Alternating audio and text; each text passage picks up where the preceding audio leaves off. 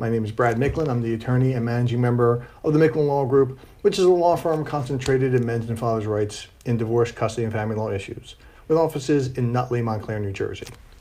Today's video is my weekly how-to series, and it's that time of year where I do probably one like this every year, and that is how to ensure you get your holiday parenting time. It's obviously significant. It's often a problem. So I do this every year so you can get a jump on it to make sure that you won't have any problems, and hopefully you won't. So the first thing that I recommend that you do is to review your agreement, whether it's by court order, assuming you have an agreement. By court order or by a consent agreement, check the calendar and the schedule. Sometimes people believe that it's their year for the holiday. For instance, many have an alternating calendar for holidays. Make sure that you do have the holidays. Make sure you know what times the holiday time is supposed to fall, and any other stipulation that may be in the agreement or the court order, because you want to make sure that you're moving forward in the right direction and getting the right time.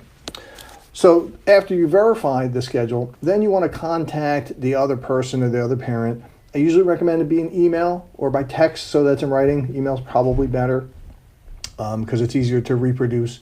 An email just confirming that you're supposed to have the time, whatever the time is going to be. Put in specifics. Also put in how you plan to do the pickup and drop off or the exchange or any other detail that you think is going to be important. Ask them to confirm by a reply message that it is the correct schedule and that they will be adhering to it, so that you know right away if there's going to be an issue or not. If they don't respond, and they normally would have, then assume there's a reason for that also, and that there might be an issue that you need to address. Now, you have a few options. It's difficult as we roll into the beginning of December if we're talking about occasions that led you to believe that you're either not going to get it or that they actually said you're not going to get it.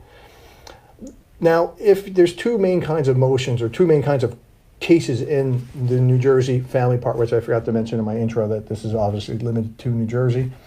But in New Jersey, there's two main types of cases that involve children. One could be a divorce. One could be what's called a non-dissolution or anything other than a divorce case.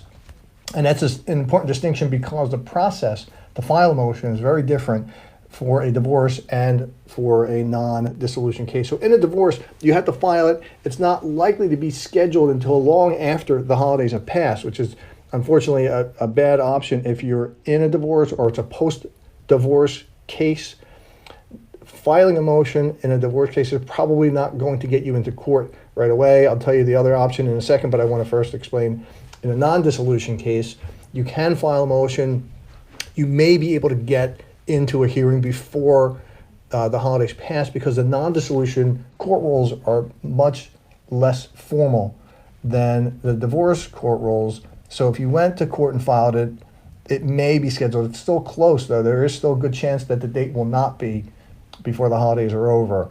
If you are in a non-dissolution case, and your docket number would start with an FD, Family and David, FD, I also recommend that you file the motion in the court itself as opposed to downloading forms and mailing them in or hiring an attorney to do it, because it's going to delay. If you think you're going to need court intervention, you should go right away, like as in today, just to ensure that there is a chance, if there's any chance of getting in before the holidays, you need to file it more quickly. The second option inside both these cases is what's called an order to show cause. An order to show cause is an emergency application to the court saying that there's going to be immediate and irreparable harm to somebody, you or your child, if the court doesn't hear the application more quickly than they would have if you filed the motion that I described.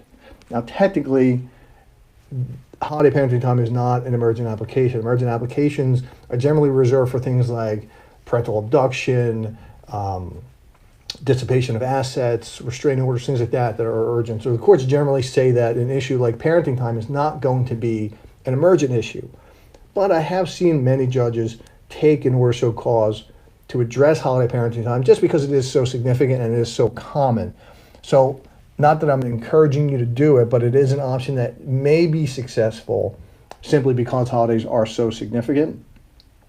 This similarly needs to be filed in the courthouse. You can draft the papers and bring them or have an attorney draft and bring them, but you will need to be physically present in the court to file the order to show cause, which is actually good because, like I said, with the non-dissolution motion, you want to be there because it's quicker if you get it filed by hand as opposed to mailing it in.